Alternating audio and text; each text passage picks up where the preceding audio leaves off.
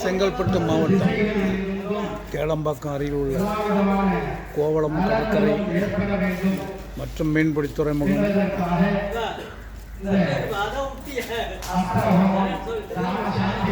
அருகில் அமைந்துள்ள கன்னிகா பரமேஸ்வரி அம்மன் திருவிழா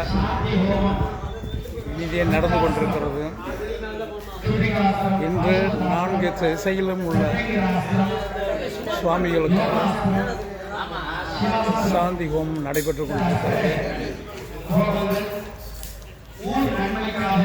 இன்று இரவு இன்னிசை கச்சேரியும் உண்டு.